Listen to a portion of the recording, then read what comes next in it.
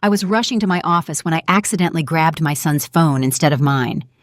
A few minutes later, as my train pulled away from the station, it rang. I answered without saying a word. My daughter-in-law immediately snapped, "Did you wire the $420,000 to my dad yet? And keep your mother busy all day so she doesn't check the company accounts." I froze. She thought she was talking to my son. She had no idea she had just exposed the betrayal that would destroy her family forever. Take a breath with me before we begin. Before this story unfolds, please drop a quick comment below. Have you ever questioned whether you could truly trust someone you love, yes or no?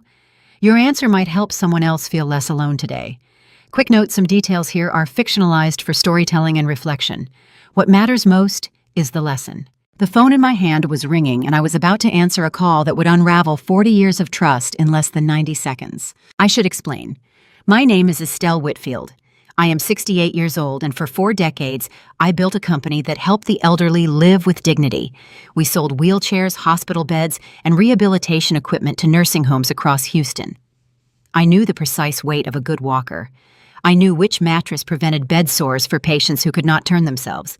I knew my business the way some people know scripture. What I did not know that Wednesday morning in early June was that I had picked up the wrong phone. It started the way every Wednesday had started for the past 3 years. My son Darren came to my house in Memorial for coffee before work. He was 41 years old, the CEO of the company I founded, and he stood at my kitchen counter that morning, preparing his pour-over coffee with the same careful attention he claimed to bring to our business. Dark hair going silver at the temples, my late husband's jaw, his grandmother's hands. "Coffee's ready, Mom," he said, sliding a cup across the granite counter. "Your favorite dark roast."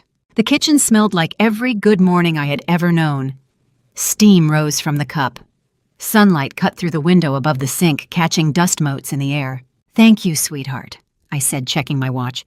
"I'm running late for the Memorial Hermann Partners meeting." I grabbed my keys, my briefcase, and what I thought was my phone from the counter. Both our phones had identical black cases.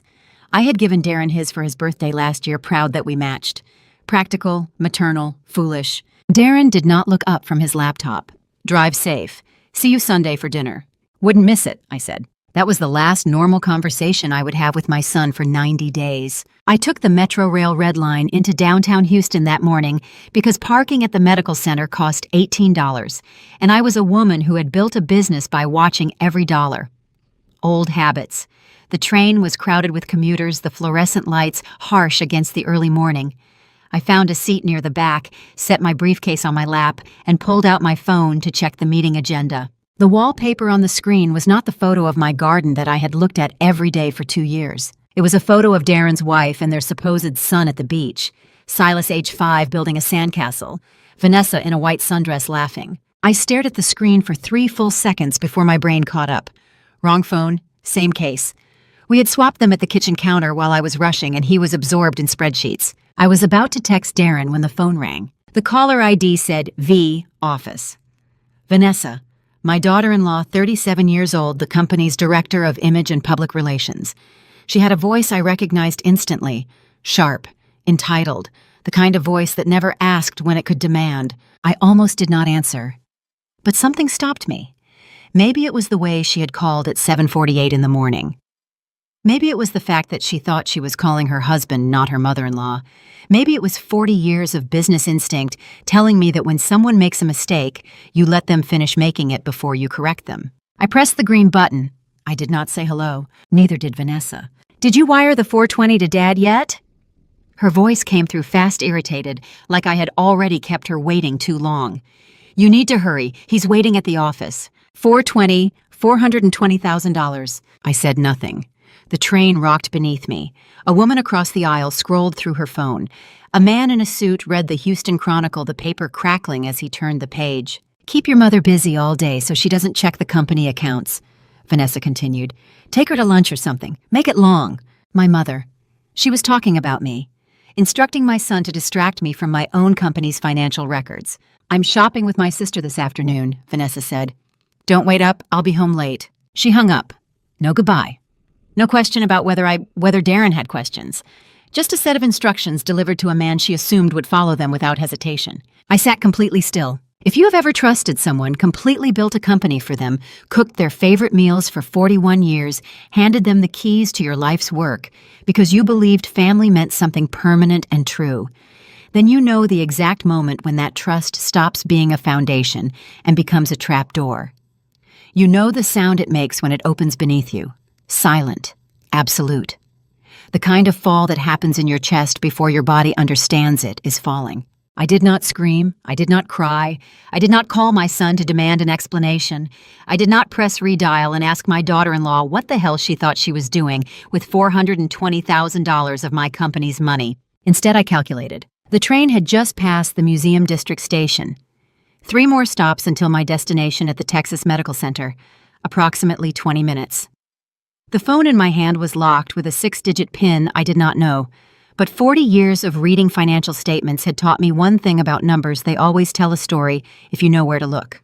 And I knew my son better than he knew himself. The family safe in our garage had used the same PIN since 1987, 6 digits. The month and year Darren graduated high school. I had watched him set the code himself, watched him use it 1,000 times over 3 decades, watched him choose convenience over security, the same way he chose the easy path in every part of his life. I typed in the numbers. The phone unlocked. I sat motionless on that train, the phone screen glowing in my hands, text message, threads, and email chains spreading out before me like a map to places I had never imagined my own child would go. The train rocked past Herman Park. The automated voice announced the next stop. Commuters shifted in their seats, gathering bags, preparing to exit into their ordinary days. I had about 20 minutes left before I reached my stop. I was going to use every single second. The screen unlocked on the first try. 6 digits. The same code my husband had set for our family safe in 1987, the combination we had used for everything important until the day he died. Darren had never bothered to change it. I opened his messages. The text chain between my son and his wife stretched back 4 weeks. I scrolled to the beginning, watching a conspiracy assemble itself one message at a time. Darren had written, "Invoice 11 ready. Gulf Coast Medical 87,000. Routing number confirmed. Lawrence should see it by Friday." Vanessa's reply came 2 minutes later. "Perfect. Keep her distracted this week. Board meeting Thursday. She cannot review the supplier list." Darren, already scheduled lunch with her. She suspects nothing. I kept scrolling. Invoice 9, Invoice 7, Invoice 3. The amounts varied, but the pattern held. Gulf Coast Medical Supplies, LLC. A company name I had never heard of, routing payments. I had never authorized, approved by the son I had made CEO because I trusted him to protect what we had built. The total, when I calculated it in my head while the train rocked beneath me, came to $420,000. I did not cry. I did not call him. I simply kept reading. There were photos next. I found them in a folder hidden behind a single period in his file directory. The kind of folder you only discover if you are looking for secrets. The first photo showed Vanessa at a birthday party. She wore a red dress I had never seen, standing next to a man I did not recognize. He was about 40, dark hair, going gray, expensive suit. His hand rested on the shoulder of a small boy in front of him. The boy wore a tiny blazer and held a slice of cake, grinning at the camera. I enlarged the photo. The boy had Vanessa's eyes, the shape of her mouth, the exact tilt of her chin when she smiled. The next photo showed the same man holding the boy on his shoulders, both of them laughing. The intimacy in the image was unmistakable. This was not an uncle with a nephew. This was a father with his son. I scrolled faster. Dozens of photos. The man, the boy. Vanessa standing close to both of them, with the easy comfort of a woman who believed no one was watching. Then I found the text messages. Simone had written to Vanessa, "Darren still thinks the boy is my son. Keith and I were careful at the party. He suspects nothing." Vanessa's reply, "Good. Once we have the house money, none of it matters anymore." Simone, "Silas keeps asking about his real dad. What do I tell him?" I read the name 3 times. Silas, 5 years old in the photos. The child everyone had told my son was his wife's nephew. The boy I had met twice at family gatherings who called another woman mother, while his actual mother stood 10 feet away pretending to be his aunt. Simone Garrett, Vanessa's younger sister, 35 years old, married to the man in the photos. Keith King, owner of a struggling interior design firm in Midtown Houston. The man who appeared in dozens of images on my son's phone, holding a boy on his shoulders, standing close to Vanessa, with the easy intimacy of someone who believed he was building a family. I had cooked Darren's favorite meals for 41 years. I had taught him to read balance sheets when he was 12.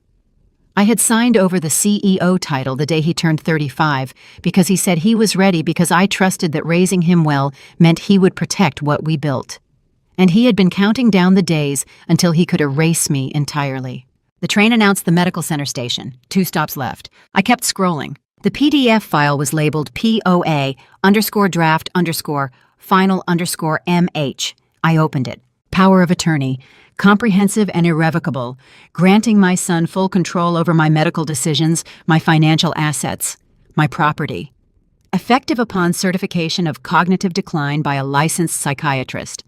A pre-admission packet was attached for Riverside Senior Living already filled out with my name. Below it, a mortgage application. $920,000 against my home in Memorial, the house I had owned outright for 31 years. Property value listed as $2.7 million. Below that, cognitive decline evaluation request. Dr. Martin Fletcher, appointment confirmed for June 28th, 3 weeks from today. The email thread sat beneath the documents.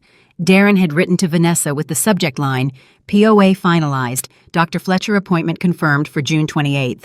Vanessa's reply, 3 weeks. Can you keep her calm that long? No suspicion. Darren, she trusts me completely. This will be over before she knows what happened. If you are over 50, you know this fear, that someone will decide you are no longer competent to control your own life. That age alone makes you vulnerable to being erased by the people who should protect you. That a son can take his 68-year-old mother to a psychiatrist, describe behaviors that sound like confusion, but are actually just being human and walk out with legal authority to steal everything she built. They were going to declare me incompetent, sign papers, mortgage my house, take the money and disappear into their secret lives while I sat in some facility wondering how I had lost control of my own story. The train pulled into my station. I smoothed my skirt and stepped onto the platform with Darren's phone in my purse and a clarity I had not felt in years. I walked into my office building at 8:05, rode the elevator to the 12th floor, unlocked my door and sat at the desk where I had built a company that employed 63 people and helped the elderly maintain their dignity. I pulled out my personal phone and texted Candace Mercer, the lawyer I had consulted 2 months earlier when the first abnormal invoice crossed my desk, 52 years old, former federal prosecutor, a woman who specialized in protecting elderly clients from financial predators. I typed, "Need to meet today, the situation has changed." Then I picked up my office line and called my secretary in the steadiest voice I could manage. "Cancel my morning meetings," I said. "I need to see Mr. Knox, the chief accountant, before 9 o'clock. Warren Knox had worked for me for 22 years. He had seen every invoice, every payment, every supplier transaction that moved through our accounting system. If Darren had been stealing through fake companies for 4 months, Warren would have noticed the numbers. The question was whether he had been silenced, or whether he had been gathering evidence of his own. Warren Knox arrived at exactly 9 o'clock, carrying 3 manila folders, a laptop I had never seen him take home, and an expression that told me everything I needed to know before he said a word. Warren was 58 years old, my chief accountant for 22 years. A quiet, meticulous man who could spot a misplaced decimal point from across a spreadsheet, and who had, I was about to discover, been building a case against my son since February. He set the folders on the conference table and opened his laptop without sitting down. "Gulf Coast Medical Supplies, LLC, he said. "I flagged this supplier to your son in February. He said it was being handled internally, but the invoices kept coming. 11 total, $420,000. "Did anyone else question it?" I asked. "Just me. I stopped asking after the 3rd time he shut me down, but I never stopped tracking it. 22 years working for you taught me to trust the numbers, not the explanations." He turned the laptop toward me. The spreadsheet showed every invoice with dates, amounts, routing numbers. Purchase orders that matched our internal system perfectly, except for one detail. "No delivery confirmations," I said. "No shipping records, no warehouse intake forms, no equipment serial numbers. The money left our accounts. Nothing arrived in return." He opened the first folder. Gulf Coast Medical Supplies, LLC, had been incorporated in Delaware 4 months ago. No website, no industry history, no transaction records with any other medical distributor. "I backed up everything last night," Warren said. "External drive, hard copies, cloud storage. If you want to move forward, you have complete documentation." After 40 years of building a company, I had forgotten what it felt like to not be alone at the top, to have someone watch your back without being asked, to have loyalty that cost nothing and gave everything. Thank you, Warren, I said. Keep tracking. Don't let him know you're watching. When the time comes, I'll need you to testify to exactly what you just showed me. Understood. He left at 9:23.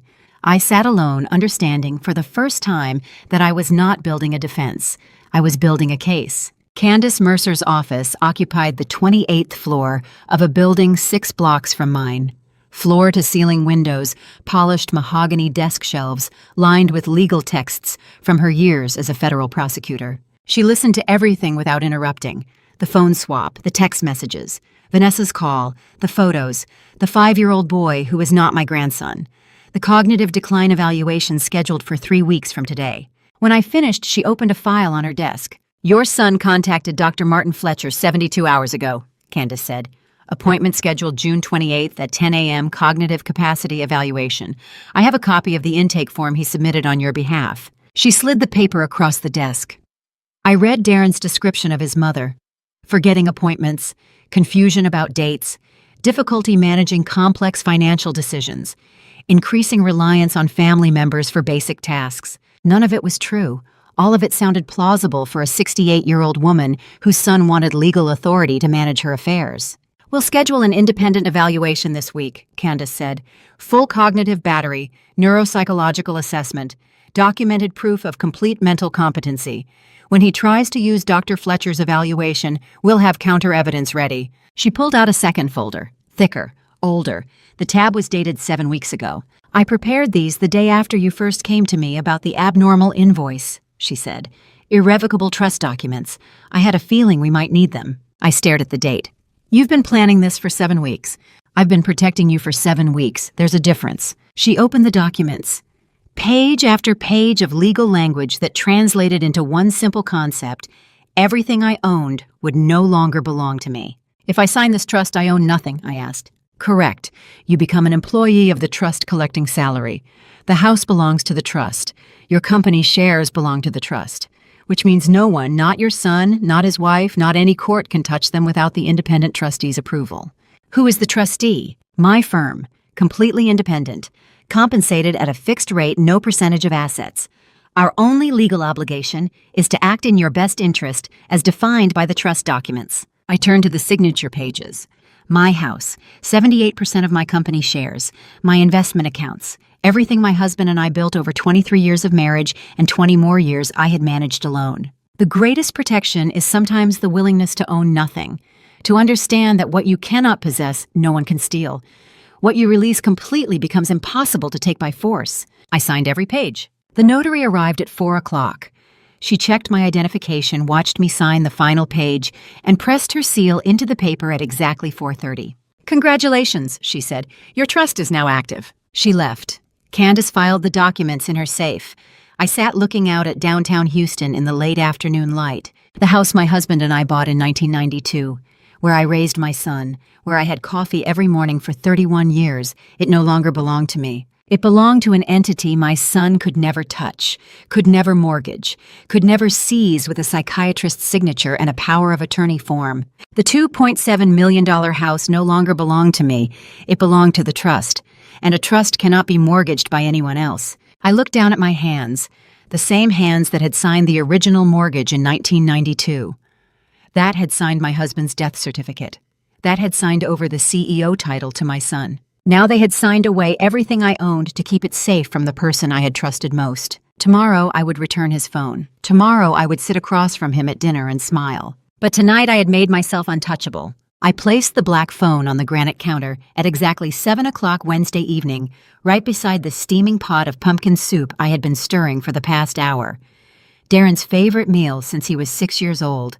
You left this on the counter this morning, sweetheart, I said, keeping my voice light. I almost took it to work by mistake. Darren looked up from his laptop, momentarily confused, then relieved. Thanks, Mom. I've been looking for it all day. He picked up the phone, unlocked it with the same 6-digit code from 1987, and scrolled through his messages without a flicker of suspicion. No pause. No question about where it had been or what I might have seen. Just the casual assumption that his mother was exactly who she had always been. Too trusting to notice, too old to understand, too devoted to question. I ladled soup into bowls while he typed a reply to someone, probably Vanessa. Probably something about the phone being recovered. The near miss averted the oblivious mother still cooking his favorite meals. Vanessa arrived 20 minutes later wearing a dress I had never seen. Cream silk designer label, the kind of outfit that cost more than most people's monthly mortgage. "Sorry I'm late," she said, kissing Darren's cheek. "My sister and I found the most incredible boutique near the Galleria. She has such refined taste. We spent 3 hours there." I served her a bowl of soup. "How is your sister doing these days? I haven't seen her in months." Vanessa smiled without missing a beat. "Busy with the new baby. She barely has time to breathe, but she insisted we have a proper shopping day. We had lunch at that new place in River Oaks afterward. You'd love it." I nodded, mentally cataloging every detail. The Galleria, 3 hours, River Oaks lunch, baby. All of it delivered with the smooth confidence of someone who had told the same lies so many times, they sounded like truth. We ate soup. We talked about the weather. Darren mentioned a supplier meeting on Friday. Vanessa described a charity event she was planning for the company in August. I asked questions about the menu, the venue, the guest list. I had spent 41 years perfecting the role of devoted mother, cooking meals, attending school events, building a company to hand him. That Wednesday evening, I discovered I could play one final role, the woman too old and too trusting to see what was happening right in front of her face. They left at 9:15. Darren hugged me at the door. Vanessa thanked me for dinner. They drove away in the car I had helped them buy 3 years ago, heading to the house my company's profits had helped them purchase. I closed the door and stood in my kitchen for exactly 30 seconds. Then I cleared the table, washed the dishes, and went upstairs to read the preliminary cognitive assessment results Candace had emailed me that afternoon. Perfect scores. Documented proof that I was sharper than most people half my age. 1 week later, I sat in Candace's office, studying photographs that proved my daughter-in-law had never been shopping with her sister. Philip Drake, the licensed private investigator Candace had hired for surveillance work, was a former Houston police detective who specialized in domestic cases requiring photographic evidence and meticulous documentation. He sat across from me with a folder containing 5 days of surveillance. Subject met the same individual 5 times over 5 days. Philip said, his voice neutral, professional. Never once met the sister she claimed to be shopping with. He spread the photographs across Candace's desk. Time-stamped, dated, annotated with locations and vehicle identification. Vanessa leaving a midtown apartment building at 2:30 p.m. Vanessa meeting a man outside a preschool in the Heights. Vanessa and the same man grocery shopping together, their cart containing items for a family meal. Vanessa and the man standing close in a parking lot while a small boy climbed into a car seat in the back. Candace pointed to the man in the photos.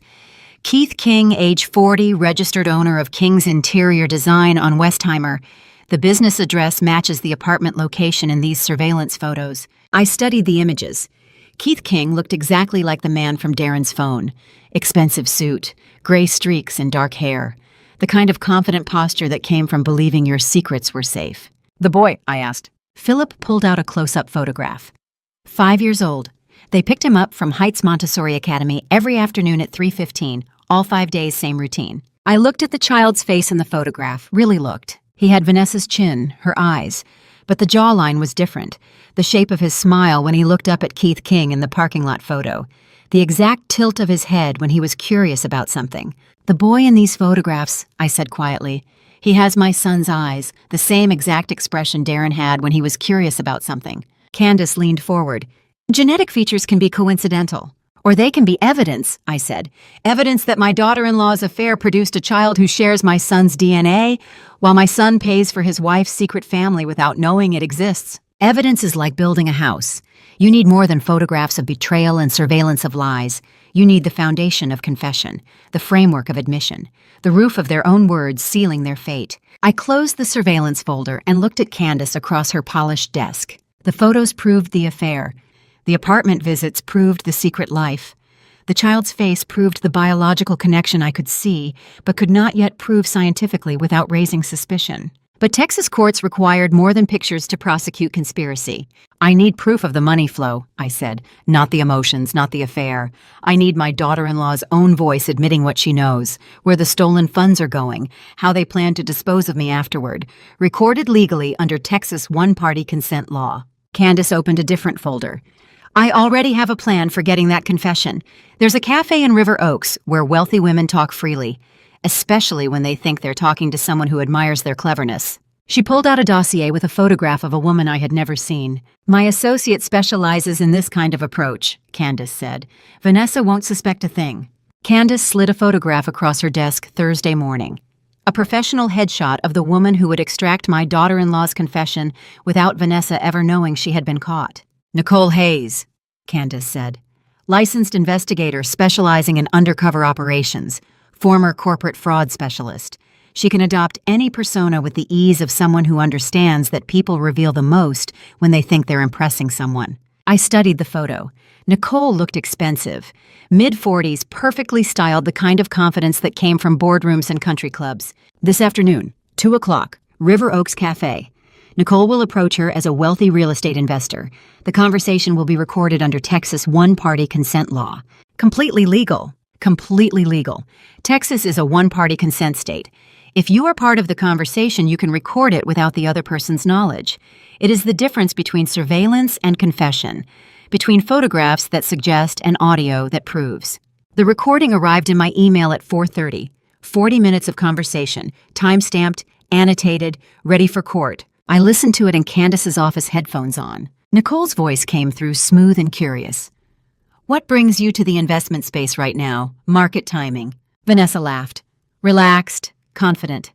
My mother-in-law just signed comprehensive power of attorney. We'll have significant liquidity within 3 weeks. House equity business restructuring. The timing is perfect." "That's quite a windfall. Your mother-in-law sounds very trusting." "Between you and me, my husband is brilliant at financial planning. She trusts him completely. She has no idea what's actually happening." The audio continued. Vanessa describing investment opportunities, real estate ventures, expansion plans. Every word another nail in her own coffin. I took off the headphones and looked at Candace. "Admissible. Every word recorded legally, time-stamped, witnessed by a licensed investigator. Your daughter-in-law just confessed to conspiracy to commit elder financial exploitation. Evidence secured." Sunday dinner was Darren's idea. He called Saturday, suggesting we meet at the Galleria Steakhouse, inviting Vanessa's parents.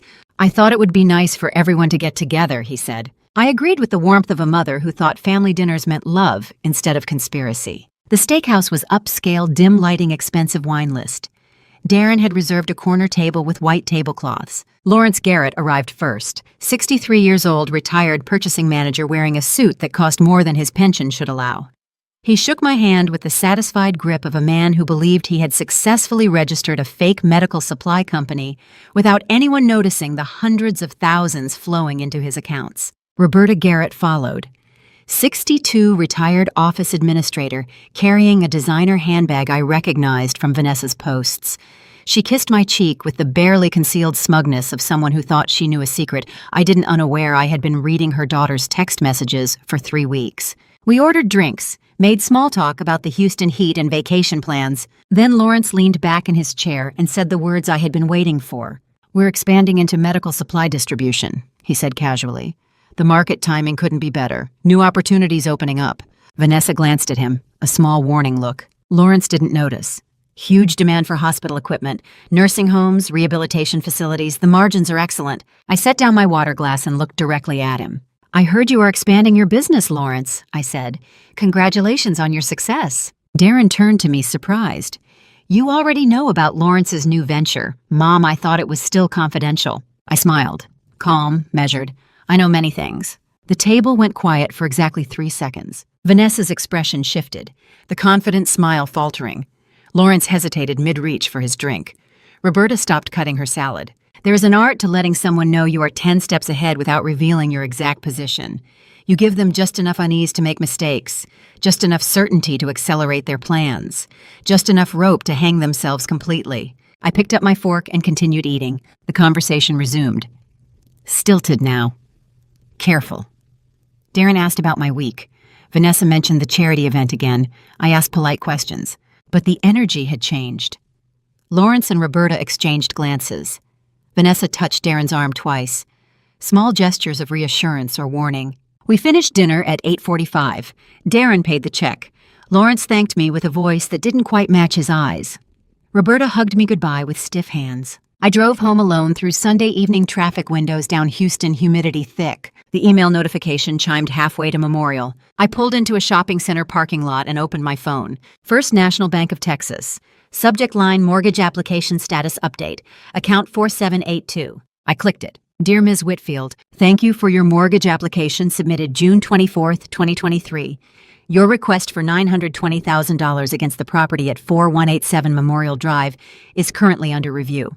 Estimated processing time 15 business days. We will contact you if additional documentation is required. Sincerely, First National Bank of Texas Lending Department. I read it 3 times. The application had been submitted. Not by me. By my son using documents I had never signed against a house I no longer owned with a signature he believed was mine. 15 business days? 3 weeks. 3 weeks until the bank discovered the signature was forged. Until they verified ownership and found the irrevocable trust.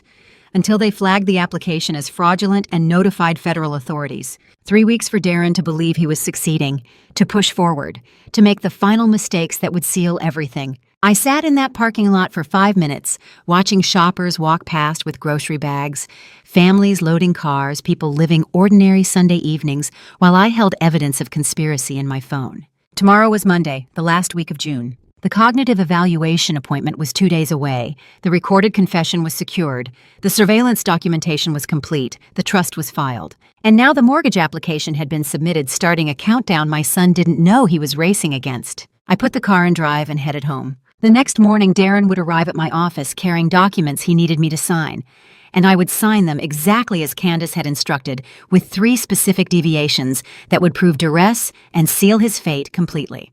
Darren arrived at my office Monday morning carrying a leather portfolio thick enough to contain either routine paperwork or the instrument of my complete destruction. I already knew which one it was. He set it on my desk and pulled out a stack of documents at least 40 pages thick. Just routine insurance and tax disclosures for the quarterly filings, he said. The accountant is breathing down my neck, needs your signature before Friday deadline. I looked at the stack. Every 5th page had a yellow sticker marking a signature line. This seems like quite a lot of paperwork for routine tax forms, sweetheart. Darren smiled, patient, reassuring. You don't need to read every page, Mom. I've tabbed all the signature lines with yellow stickers. Just initial and sign where marked. 5 minutes tops. I flipped through slowly. Page 4 looked like corporate authorization language. Page 7 contained dense terminology about voting rights and share transfers. Page 9 had mortgage application headers. Page 11 mentioned Dr. Martin Fletcher's name beside a consent form. 4 weapons disguised as routine paperwork. Comprehensive power of attorney. Transfer of my 78% voting rights. $920,000 mortgage application. Mental capacity evaluation consent. All pre-marked with cheerful yellow stickers. There are moments in life when you must watch someone you raise deliberately attempt to erase you from existence while smiling at you across a desk. And you must smile back. I set the documents down and looked at my son. Are you absolutely sure you need me to sign all of these, Darren, every single page? He nodded without hesitation. Yes, Mom. Standard corporate procedure. You've signed these kinds of forms 100 times. Just trust me. Just trust me. I picked up my pen, the same pen I had used to sign his birth certificate 41 years ago. Candace had spent an hour last week teaching me the 3 specific deviations. Altered angle on the capital M starting stroke. Added decorative loop to the capital H. Significantly reduced pen pressure on the final letters of my surname. 3 tiny changes that any federal document examiner would instantly identify as a signature made under duress. I signed the first yellow sticker, then the second, then the third. Darren watched each stroke, his relief visible. He believed every signature was another lock clicking into place. I handed him the sign stack. He flipped immediately to page 9. The mortgage application. Checked my signature, breathed out slowly. Thanks, Mom. You just saved me from a very angry accountant. He zipped the portfolio, kissed my cheek, and left my office holding the documents that would send him to federal prison. Before I tell you what happened the next morning, what those signatures I just gave him actually triggered, are you still here with me? Comment. A, if you think this stays a private family matter, or B, if you think federal authorities are already involved. Add 1 reason why. Quick note, some details ahead are fictionalized to convey the emotional stakes, but the legal framework is real. Tuesday morning, I sat in Candace's conference room on the 28th floor, looking at 2 federal agents who had been coordinating with my lawyer for 3 weeks. FBI Special Agent Russell Coleman was mid-40s with the measured intensity of someone who had spent 20 years investigating white-collar crime. He entered carrying a federal case file that would determine whether my son spent the next 3 decades in prison or walked free. IRS, Criminal Investigation Division. Special Agent Teresa Bishop specialized in complex money laundering cases, the kind where shell companies and wire transfers left digital trails. Criminals didn't know existed until federal agents knocked on their door. Agent Coleman opened the file. "Mrs. Whitfield, the moment your son submits that forged mortgage application to First National, a federally insured institution, he commits bank fraud under Title 18, Section 1344. Maximum penalty, 30 years federal prison." Agent Bishop continued, "The wire transfers totaling $420,000 constitute federal wire fraud under Section 1343. Maximum penalty, 20 years. The shell company structure through Gulf Coast Medical Supplies is textbook money laundering under Section 1956, another 20 years. I sat very still listening to them catalog my son's crimes in the precise language of federal statute. "We've been building this case since Ms. Mercer first contacted us 4 weeks ago," Agent Coleman said. "The duress signature you executed yesterday gives us the final piece. When the bank processes that application and flags the forged signature, we'll have grounds for immediate arrest." "How long?" I asked. 6 to 8 weeks to finalize the grand jury indictment. We need time to subpoena bank records, document the money trail coordinate with the U.S. Attorney's Office." Agent Coleman leaned forward. "Critical question, Mrs. Whitfield. Can you maintain complete normalcy for 6 more weeks? Family dinners, normal conversations, zero confrontation. Can you continue playing the trusting mother while we build the case? 6 weeks does not sound long until you are asked to eat dinner every Wednesday with the person actively stealing your life, to ask about their day, to cook their favorite meals, to maintain the exact performance that allows them to believe they are getting away with destroying you." I looked at Agent Coleman across the conference table. This was no longer a private family matter. This was no longer about civil lawsuits or asset protection. The federal government had been coordinating with my lawyer for weeks. My personal betrayal had become a federal prosecution with 3 felony charges, carrying combined sentences exceeding 70 years.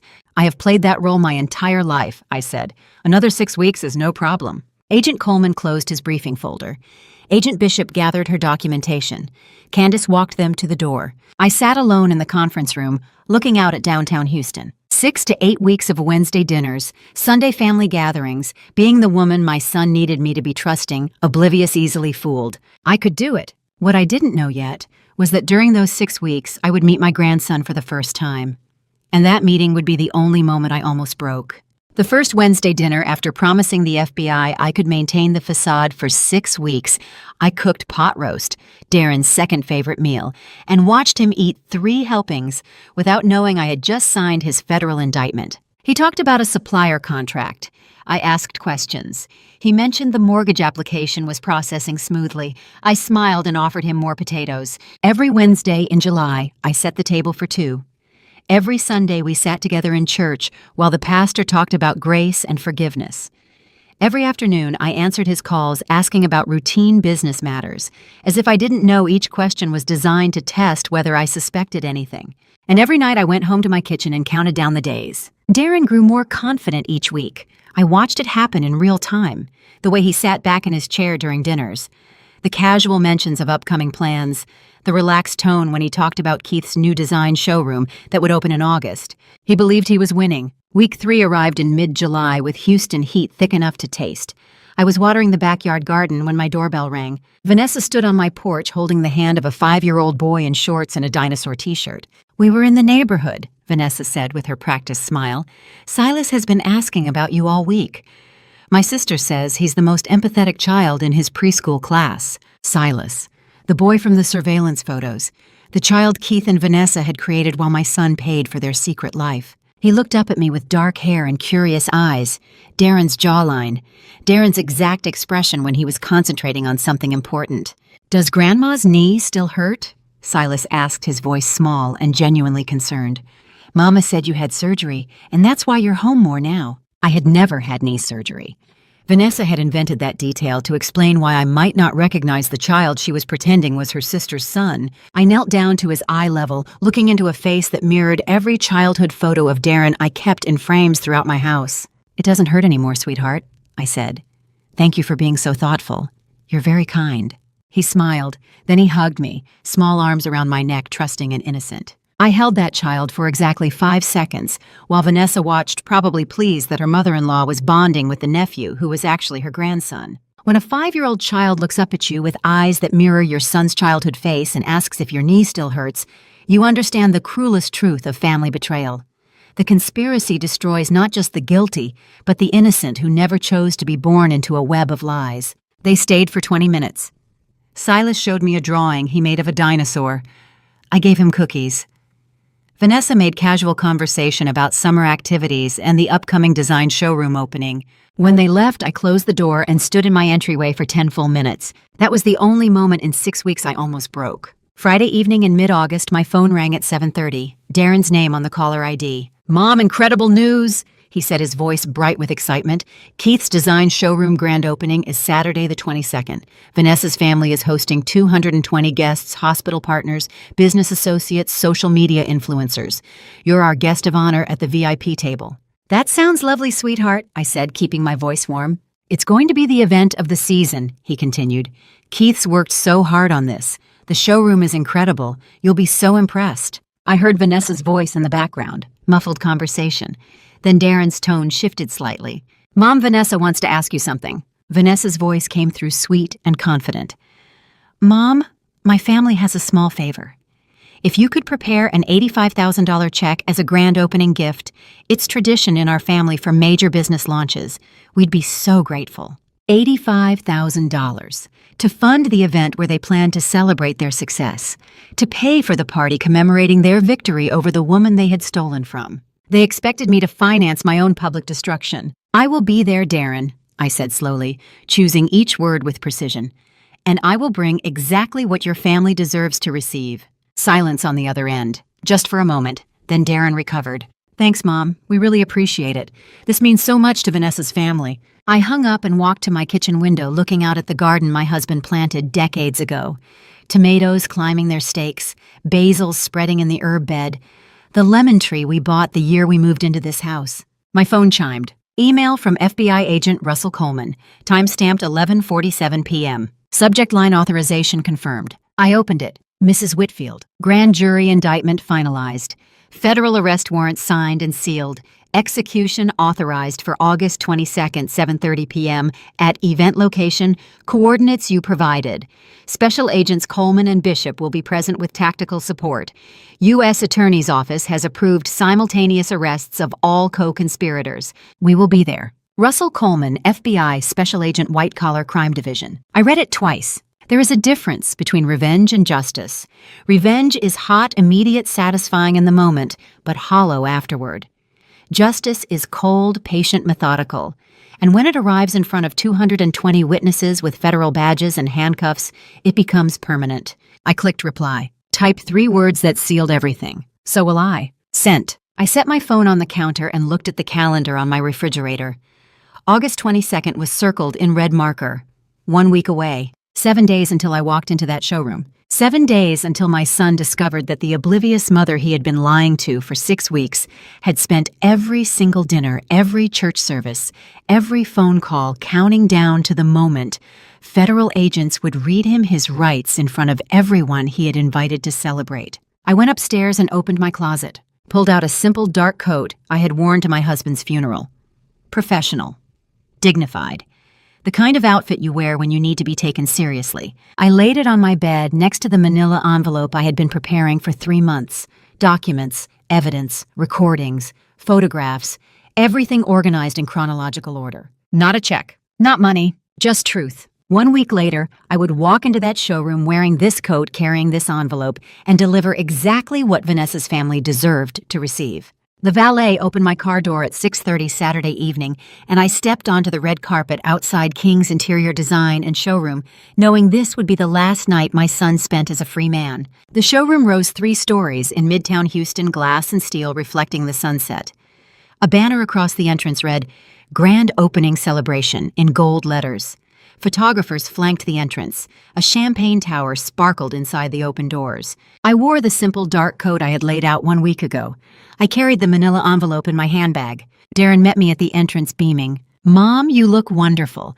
Come, I saved you the best seat at the VIP table center of everything. Tonight is special. He took my arm and led me inside. The showroom was breathtaking. Crystal chandeliers hung from vaulted ceilings. Champagne stations lined the walls, designer furniture arranged in elegant vignettes. 220 guests in cocktail attire circulated through the space, admiring fabric samples and lighting displays. Every chandelier, every imported marble tile, every champagne flute, every piece of furniture staged for this celebration. Purchased with money stolen from me. Darren escorted me to a round table directly in front of the stage. VIP seating. Name cards and calligraphy. Mine read Mrs. Estelle Whitfield, Guest of Honor. Lawrence Garrett circulated near the bar holding court with a group of men in expensive suits. I heard fragments of his conversation. My son-in-law brought the vision and capital. This showroom wouldn't exist without his brilliant financial strategy. The men nodded, impressed.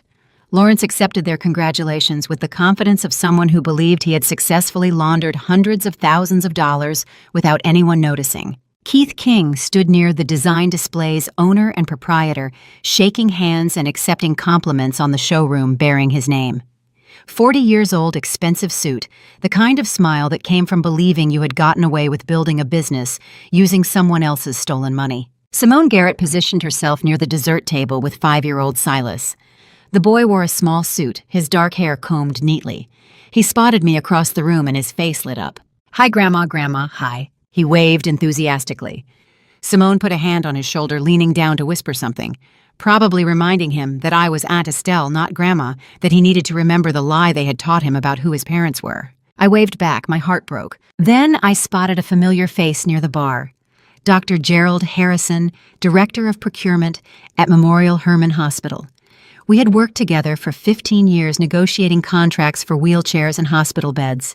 His presence would inadvertently validate every word I was about to say, proving to the room that I wasn't a confused elderly woman, but the founder of a respected medical equipment company. Warren Knox sat 3 tables away, catching my eye. He nodded once. My chief accountant, the man who had documented every fraudulent invoice for the past 4 months, ready to corroborate everything. When you see your life's savings transformed into crystal chandeliers hanging above people celebrating the theft of your company, your home, and your dignity, you understand that evil rarely looks like darkness. It looks like a party complete with champagne and congratulations. At 7:15, Lawrence took the stage microphone. "Good evening, everyone." His voice boomed through the sound system. "Thank you all for celebrating this incredible achievement with us tonight." Applause rippled through the crowd. I must recognize my son-in-law, Darren Whitfield, whose financial partnership and vision transformed Keith's dream into this reality you see tonight. More applause. Darren stood at our table, accepting the recognition with false humility, smiling, waving, basking in praise for financial brilliance that consisted entirely of forging his mother's signature and stealing from the company she built. Lawrence handed the microphone to Vanessa. She took center stage, scanning the room, her eyes locked on mine. "Thank you all for being here," she said, her voice sweet and confident. "This showroom represents everything we believe in: vision, partnership, the courage to pursue dreams even when others don't understand." She paused, smiled. "We want to thank those who tried to stand in our way. Opposition only makes us stronger. Right, Mother Whitfield?" 220 pairs of eyes turned toward me. Vanessa's smile widened, venomous, triumphant. "Thank you for everything you helped build here." She continued, looking directly at me. "We hope you're proud of us. We hope you see what we've accomplished despite all the obstacles." The room was silent, waiting, expecting me to look embarrassed, to shrink, to leave quietly while they returned to their celebration. They always underestimate the quiet ones, the mothers who cook meals and attend church and ask polite questions. They believe kindness equals weakness, that silence equals ignorance, that age equals helplessness.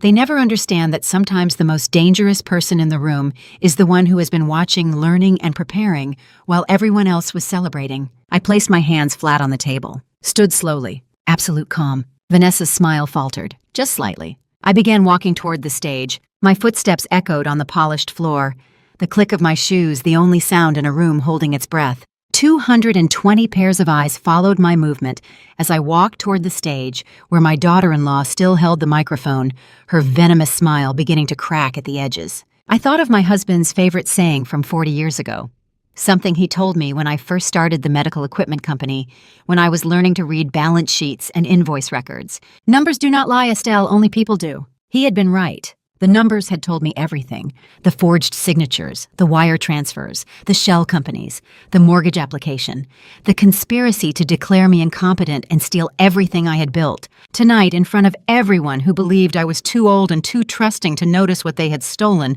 I would let the numbers speak. I reached into my handbag as I approached the stage steps, pulled out the envelope I had been carrying for 90 days. Vanessa watched me climb the stairs, her expression shifting from triumph to confusion to the first flicker of fear. I held out my hand for the microphone. She gave it to me. 220 people waited to hear what the guest of honor had to say. The microphone was heavier than I expected when Vanessa handed it to me.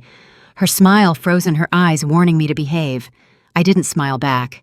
I reached into my handbag and withdrew the manila envelope I had carried for 90 days. 220 people watched me open it. "Thank you, Vanessa," I said, my voice steady through the sound system, "for making this moment possible." She smiled, thinking I meant the showroom. The guests murmured appreciation. I meant putting me on stage with a microphone in front of 220 witnesses. "This showroom is beautiful," I continued. "Crystal chandeliers, imported marble, designer furniture. I'd like to tell you exactly how it was funded." The room went quiet. I pulled the first document from the envelope. Gulf Coast Medical Supplies, LLC, a company registered in Delaware 4 months ago with no prior business history, no website, no transaction records. 11 invoices submitted to my medical equipment company between February and June of this year, totaling $420,000. 0 equipment delivered. I held up the documentation. Warren Knox stood at his table nodding confirmation. "The registered owner is Lawrence Garrett, standing right there." I pointed. Lawrence's face went white. $180,000 of that money was then transferred to Keith King's business account to fund this showroom you're standing in right now. Keith took a step backward. I pulled the next document. "These are mortgage applications submitted to First National Bank 3 weeks ago. $920,000 against my home. The signature on these documents is supposedly mine." I held them up to the light. "Forensic analysis shows 3 specific deviations: the angle of the capital M in my first name, an added decorative loop to the capital H reduced pen pressure on the final letters of my surname.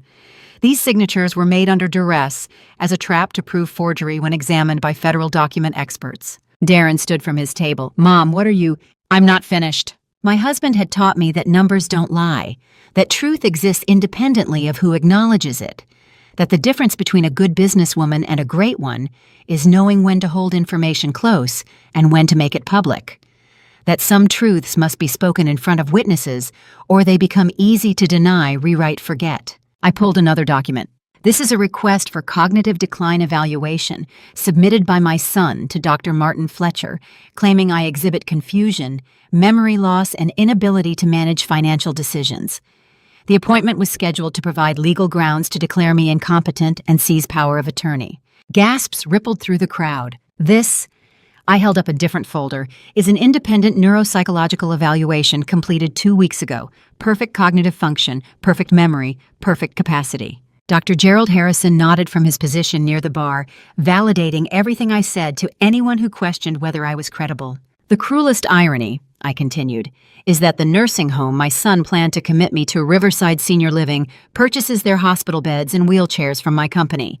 I would have been institutionalized in a facility using equipment I supply." Someone in the crowd said, "Oh my God." I looked at Silas standing with Simone near the dessert table, the 5-year-old boy who had asked about my knee, who had called me Grandma.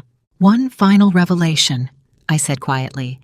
"The child standing over there, introduced to everyone as Simone and Keith's son, is actually the biological child of Vanessa and Keith, the result of a 6-year affair conducted while my son paid for their secret family." Simone's face crumpled.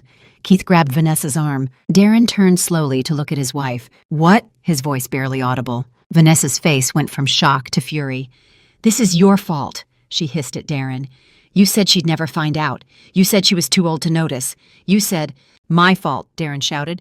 "You've been sleeping with your sister's husband for 6 years. You have a child with him." "Because you're weak," Vanessa screamed back. "You couldn't even steal from your own mother without making mistakes. Lawrence had to fix everything." Phones came out. Video recording started. Someone was live streaming. 220 witnesses watched my son and daughter-in-law destroy each other in front of crystal chandeliers purchased with money stolen from me. The main entrance doors opened. FBI Special Agent Russell Coleman entered, followed by IRS Special Agent Teresa Bishop. Candace Mercer walked beside them. Agent Coleman's voice carried across the silent room. Darren Whitfield, you are under arrest for bank fraud under Title 18, Section 1344, wire fraud under Section 1343, and money laundering under Section 1956. You have the right to remain silent. Agent Bishop approached Vanessa. Vanessa Whitfield, you are under arrest for conspiracy to commit wire fraud and elder financial exploitation. A third agent moved toward Lawrence. Lawrence Garrett, you are under arrest for money laundering and conspiracy to commit bank fraud. Handcuffs clicked into place. Darren looked at me across the showroom floor as the agent secured his wrists behind his back. You did this to me, he said. Not apology, not remorse, accusation. Even now, at the moment of consequence, he believed he was the victim. That his elderly mother's refusal to quietly disappear was the real crime. Revenge is emotional, reactive, something done to someone.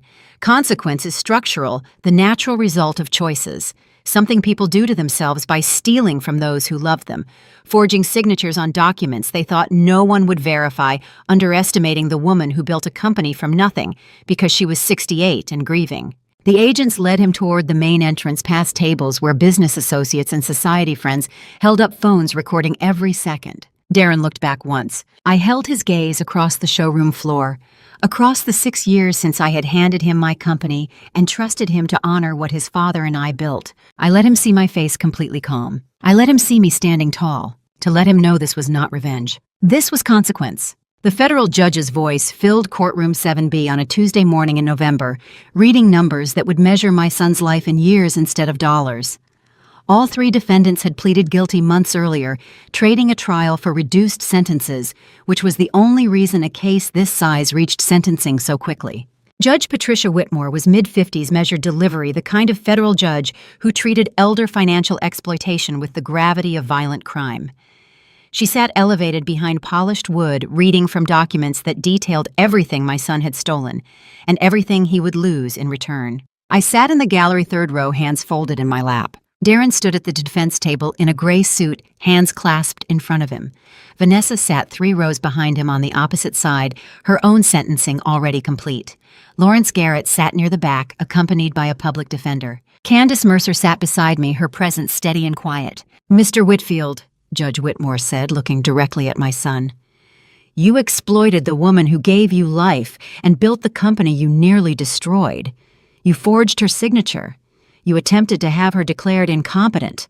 You stole from the business she spent 40 years building to fund a lifestyle you had not earned. She paused. 60 months federal prison, 85% mandatory minimum, no early parole. I closed my eyes for exactly 3 seconds. 5 years. My son would be 46 when he was released. Ms. Vanessa Whitfield, the judge continued, 48 months reduced from 60 due to your testimony against co-conspirator Keith King. Mr. Lawrence Garrett, 36 months plus full restitution of $420,000 to the victim. The judge set down those papers and picked up another file. Mr. Keith King will face no criminal charges due to insufficient evidence of knowing participation in the wire fraud scheme. However, the IRS will conduct a 7-year audit of King's interior design. Based on preliminary findings, bankruptcy proceedings are anticipated. Candace leaned towards me. The court would like to know if you wish to give a victim impact statement. I shook my head. She stood. Your Honor, the defendant's mother is present. She has declined to give a victim impact statement. The courtroom went quiet. Judge Whitmore looked at me for a long moment, then nodded. Darren turned in his seat, looking back at me across the rows of wooden benches. Mom, his voice broke. I met his eyes, said nothing. The bailiff approached. All rise. We stood. Judge Whitmore left the bench. The hearing was over. Legal justice is measured in years. Restitution amounts mandatory minimums. It is institutional procedural, bound by statute and sentencing guidelines. But the justice a mother seeks is simpler. Not punishment, not revenge, just acknowledgement. The simple truth, spoken aloud in a federal courtroom, that what he did was real, quantifiable wrong. I got that. The rest was between him and whatever he saw when he looked in a mirror. Late December arrived cold and dark. 3 weeks before Darren's transfer to the federal facility where he would serve his sentence, I received a visitor request form. I checked the box marked yes. Houston Federal Detention Center was a concrete building on the east side of town. I parked in the visitor lot, went through security screening, waited in a sterile lobby with fluorescent lights and plastic chairs. A guard led me to visitation room 3. Plastic tables, partition glass, phone receivers on both sides. Darren entered wearing an orange jumpsuit. He had lost weight. His hair was longer than he usually kept it. He looked older than 41. He sat down on his side of the glass. I picked up the phone. He picked up his. "I'm sorry," he said. 2 words, simple, quiet. "I know," I said. He looked down at his hands on the metal counter. The same hands I had held when he was learning to walk. The same hands I had taught to sign his name. "Can you forgive me?" he asked. I looked at his face through the scratched partition glass, studied the son I had raised. The boy who used to help me plant tomatoes in the backyard. The teenager who brought me coffee every Sunday morning. The man who had forged my signature and tried to have me declared incompetent so he could steal everything I built. Forgiveness is not absolution or erasure. It is not pretending something didn't happen. It is the terrible recognition that you can love someone completely and still refuse to carry the weight of choices they made as a 41-year-old man who knew exactly what he was stealing and from whom. "You were fooled by your wife," I said, "but you chose to betray your mother. Both are true. I can understand the first.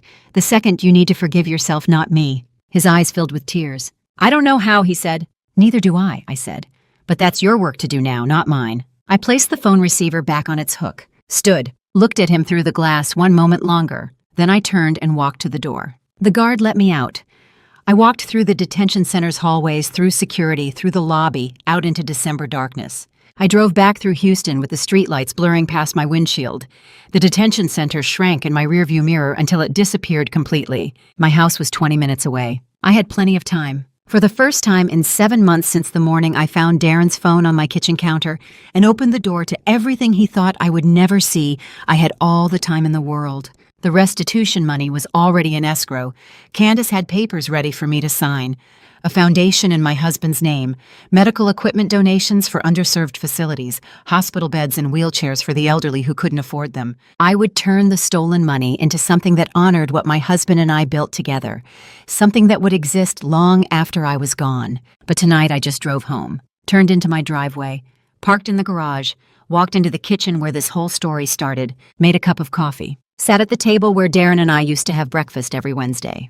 And for the first time in 7 months, I let myself cry. Warren knocks at the quarterly financials on my desk the first Monday of the new year and said the numbers looked clean for the first time in 3 years. I was back in my office on the 12th floor, interim CEO again, while the board searched for permanent leadership.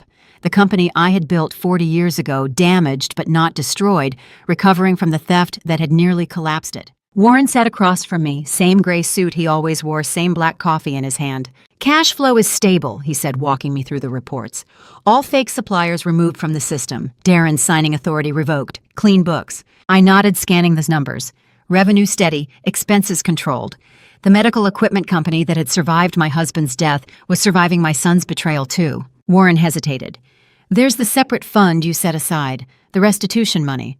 What do you want me to do with it?" I opened my desk drawer and pulled out a green folder, slid it across to him. He opened it, read the first page, then looked up at me. "The Whitfield Foundation," I said. "Legal and financial assistance for the elderly experiencing financial exploitation by their relatives." Warren read further. "Free forensic accounting, free legal representation, free counseling services, everything funded by the money my son had stolen and the court had ordered returned." "The foundation isn't named after my husband," I said quietly. "It's named Whitfield. My name. My son's name. Transforming what he did into something that helps the victims he created." Warren closed the folder, nodded slowly. "When do you want to file the paperwork?" he asked. "This week." I stood and walked to the window looking out at Houston on a clear January morning. The city where I had built a business, raised a son, buried a husband, and chosen truth over the comfort of pretending betrayal hadn't happened. "A good business doesn't just exist to make money, Warren," I said. "It exists to do something right." He gathered his papers. "I'll have the foundation documents ready by Friday." After he left, I thought about foundations, the literal kind, concrete, poured under Houston buildings holding up steel and glass. The financial kind, the medical equipment company I had built from nothing, one contract at a time. The familial kind, the trust between parent and child, the belief that love means loyalty, that raising someone gives you a bond that cannot break. I had discovered that the third kind of foundation was never poured at all, that I had been standing on air for 41 years, that only the first two were ever real. But those two were enough. February arrived with the kind of mild Houston winter that barely qualified as cold. I sat at my kitchen table on a Thursday morning, the same table where I had coffee with Darren every Wednesday for 3 years, the same spot where I had sat for 23 years of marriage and 20 years of widowhood. An envelope from the federal court sat beside my coffee cup. I had opened it an hour ago. Official notification that the restitution had been processed. $420,000 transferred from Lawrence Garrett's accounts, from Darren's frozen assets, from the liquidation of property purchased with stolen funds. Money that would fund the Whitfield Foundation for years. Legal defense for elderly victims whose children forged their signatures. Forensic accountants who can track money through shell companies. Counselors who understand what it means to be betrayed by someone you raised. I looked out the kitchen window at the backyard garden. My husband had planted it 40 years ago when we first bought this house. Tomatoes, basil, a lemon tree that still produced fruit every winter. The garden was still green. I was still here. I placed my hand on the house key sitting beside my coffee cup. The one physical object in this entire story that no one could forge, couldn't steal, couldn't take unless I chose to give it to them. People say when you forgive, you do it for yourself. I don't know if that's true. What I do know is this. I do not regret anything I did in those 90 days between finding Darren's phone and watching federal agents lead him away in handcuffs. Not the surveillance, not the lawyers, not the 6 weeks of Wednesday dinners where I smiled and cooked his favorite meals while counting down to the moment he would be arrested. Not because I stopped loving my son, but because I love him, I could not let him continue being the worst version of himself. The ending story's promise is not the ending that actually happens when you choose truth. Stories promise reconciliation, forgiveness that erases everything, family restored, everyone learning their lesson and coming together in the final scene. The ending that actually happens when you choose truth looks different. It looks like solitude, like consequence, like coffee alone in a quiet house, like gratitude not for what you gained but for what you refused to lose.